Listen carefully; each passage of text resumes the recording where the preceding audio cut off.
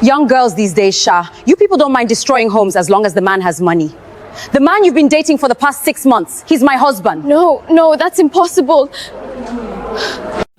When I gained admission into the university, life was hard. My parents could barely afford my tuition, and there were days I survived on Gary and Granola just to make it through the week. In my second year, I met Daniel. Daniel was everything I had ever prayed for. He was kind, respectful, handsome, and successful. Unlike some older men on campus, he never pressured me for anything. He paid my school fees, helped me buy textbooks, and even sent me money for my upkeep. My friends warned me, no man is perfect, but I ignored them. After all, Daniel had never given me a reason to doubt him. He told me he was 32, owned a logistic company in Lagos, and had never married because he had been too focused on building his career. For almost a year, our relationship was perfect, or so I thought.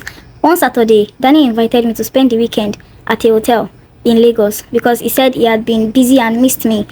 Everything was going well until I went downstairs to buy something from hotel restaurant. As I waited for my order, a woman walked up to me. She looked like she's in her late 30s. "Excuse me," she said politely. "Are you Precious?" I froze. "Yes," I replied cautiously. She smiled sadly. "I am Daniel's wife." My heart nearly stopped. Young girls these days, Sha, you people don't mind destroying homes as long as the man has money. The man you've been dating for the past 6 months, he's my husband. No, that's impossible. The woman introduced herself as Chioma. She said she had discovered my existence months earlier and had been looking for me for ever since. According to her, Daniel had been cheating on her with several young women. I felt sick. I immediately returned to the hotel room and confronted Daniel. To my surprise, Daniel looked more shocked than I was. "Where did you meet her?" he asked. "Your wife just told me everything," I shouted. Daniel sighed deeply. Then he said something I never expected. "She's not my wife." I stared at him. He explained that Chioma was actually his ex-wife. They had divorced 3 years earlier after a bitter separation. According to him, she had refused to move on and spent years interfering in every relationship he entered. I didn't know who to believe. Both of them had convincing stories. Confused, I decided to investigate on my own. Over the next few weeks, I quietly searched online, asked questions, and even hired a private investigator with money that I had saved. What I discovered shocked me. Daniel had told me the truth. Chioma was indeed his ex-wife, but that wasn't the real shock. The investigator uncovered that while Daniel wasn't married anymore, he was secretly dating another university student in Abuja, and not just her.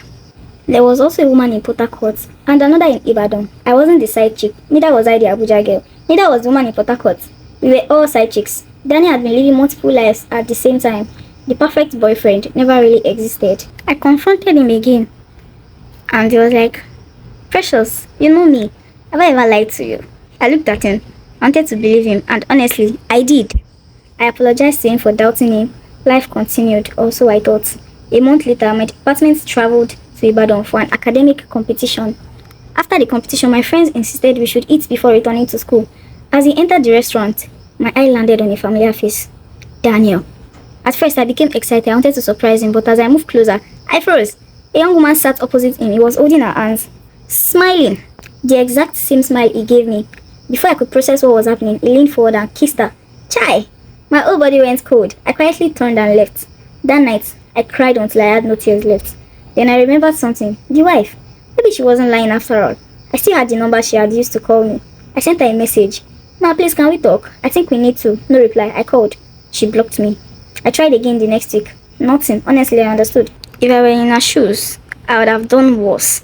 Almost 3 months passed. One Saturday afternoon, while shopping with my roommates, I saw her again. This time, I ran after her.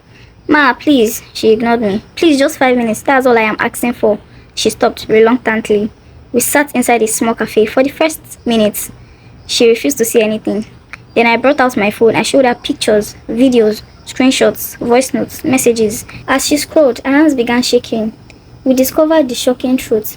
Daniel wasn't dating just me. He was dating several women. Some dated for years. Some thought they were engaged. One was planning a wedding. This man had turned cheating into a full-time job. One evening, his wife invited me to her house. Other women joined us. The atmosphere was heavy. Everyone shared their stories. Some cried, some were angry. One woman nearly fainted after realizing she had been dating Daniel for 4 years. A week later, his wife confronted him. At first, he denied everything. Then he blamed me. Then he blamed his wife. Then he blamed the other women. Typically, but this time, nobody believed him. His wife quietly placed all the evidence on the table. Screenshots, voice recordings, pictures, everything. Daniel couldn't say a word. After years of lies and betrayal, she finally made her decision. She filed for divorce. A few months later, the divorce was finalized. Surprisingly, his ex-wife and I remained friends. Life moved on. I focused on my studies. She focused on rebuilding her life, and both of us learned one important lesson. Sometimes, the woman you think is your enemy is simply another victim. And ladies, before you fight each other, compare notes first. You might just discover you are both dating the same man.